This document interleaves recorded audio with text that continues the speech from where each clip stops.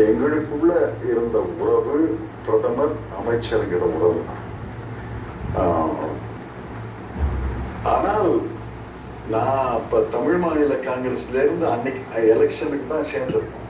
காங்கிரஸ்ல 8 ஆண்டுகள் காங்கிரஸ் இருந்து விலகி இருந்தோம். அப்பதான் 2004 தான் நான் சேர்ந்தேன். அதனால நான்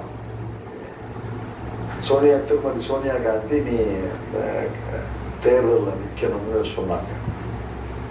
சரிம்மா, ஏன்னா ராஜீவ் காந்தி ஃபவுண்டேஷன்ல நான் ஆரம்பத்திலேருந்தே தொடர்ந்து இன்றைக்கு வரைக்கும் அரங்காவது. அதனால அடிக்கடி சந்திக்கிறது உண்டு. நீ என்ன தனியாக கட்சி நடத்திக்கிட்டு இப்போ காங்கிரஸில் நிற்கணும், அதனால திடீர்னு கட்சியை எப்படி இணைக்கிறது, நான் வேணா நிற்கிறேன், உங்கள் சின்னத்தில் நிற்கிறேன், பின்னாடி தான் முடிவெடுக்கணும்னு சொன்னேன். அதனால் கட்சியை இணைக்கலை, நான் மட்டும் அவங்க சின்னத்தில் இருந்தேன். சிவகங்கையில் வெற்றி பெற்றோம். அந்த சூழ்நிலையில் நான் அமைச்சர் என்று எதிர்பார்க்கவே இல்லை. மோகன் சிங் எனக்கு தெரியும், திருமதி சோனியா காந்தியை நல்லாவே தெரியும். அமைச்சர்லாம் எதிர்பார்க்கல. ஆனால் அவர் முடிவெடுத்துட்டார். முடிவெடுத்ததாக பிறகு சொன்னார். நீண்ட நாட்கள் பிறகு மற்ற சகாக்கள் சொன்னாங்க. அவர் முடிவெடுத்துட்டார். மற்ற துறையெல்லாம் கொடுக்குறேன், நானே நிதி அமைச்சரை வச்சுக்கிறேன் அப்படின்னு சொன்னார் சோனியா காந்திட்ட. அது ஒரு தந்திரம் தான். நிதி அமைச்சரை வச்சுக்கிறேன்னு சொல்லி மற்றவங்களுக்கெல்லாம் 7 துறைகளை ஒதுக்கிட்டு தனக்கு விருப்பமான ஒருத்தரை தேர்ந்தெடுக்கும், தனக்கு நம்பிக்கையான ஒருத்தரை. அதனால அவருக்கு நான் ரொம்ப கடமைப்பட்டிருக்கிறேன். அவர் நம் மீது அவ்வளவு நம்பிக்கை வைத்திருக்கிறாரே என்பதிலே நான் கடமைப்பட்டிருக்கேன். எங்களுக்கு கருத்து வேறுபாடுகள் இருந்தது, 1-2 கருத்து வேறுபாடுகள் இருந்தது.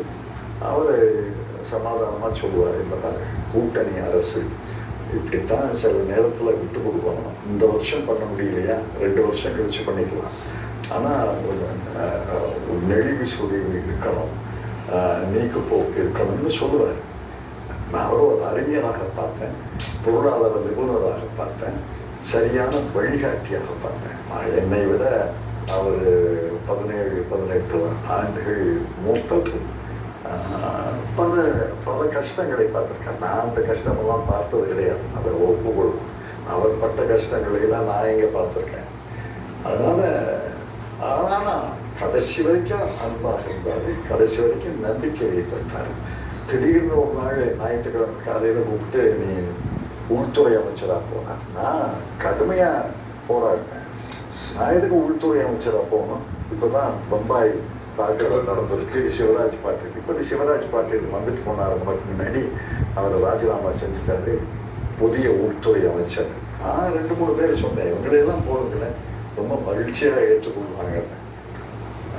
இல்லை நீ தான் போ, நானே நிதித்துறை வச்சுக்கிறேன், நீ போ அப்படின்னாரு. அதனால நம்பிக்கை வச்சு தானே உள்துறைக்கு அனுப்புறாரு. அன்னைக்கு ரொம்ப சிக்கலான சூழ்நிலை. 6 மாதத்துல தேர்தல் வருது. பம்பாய் தாக்குதலில் 175 பேர் செத்து போயிட்டாங்க. இந்திய அரசுடைய கௌரவ கேள்விக்குரிய இன்னுமே குலைந்து போன நேரம். அந்த நம்பிக்கை இருந்துச்சு. அதனால அவருக்கு நான் ரொம்ப கடமைப்பட்டிருக்கேன். ஆனால் அவரும் என்ன இதை செய்ய அதை செய்து சொன்னது கிடையாது. நானும் அவருடைய நம்பிக்கையை தவறாக பயன்படுத்தியது கிடையாது. ரொம்ப